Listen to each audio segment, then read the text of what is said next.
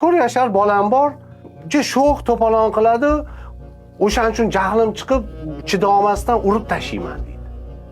4 yashar boladan qanaqa jahling chiqishi mumkin? Bu bolacha-ku, to'polon qiladi. Erkin harakat qilishni xohlaydi.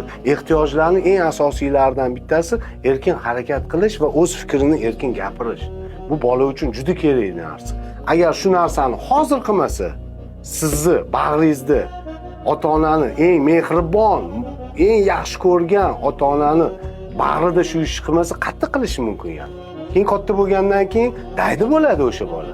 Emotsiyalarni keyin kontrol qila olmaydi. O'zi bilmagan holda u ham shunaqa bolasini urib tashlaydi, xotinini uradi, eri bilan yomon muloqot qilishni boshlaydi. Tegida o'zi shunaqa yotibdi. Ota-onalar farzandining tarbiyasida e'tiborli bo'lish kerak, mehr berish kerak, g'amxo'rlik ko'rsatish kerak, himoya qilish kerak, adolatli bo'lish kerak, hamma tarafdan qadrlash kerak.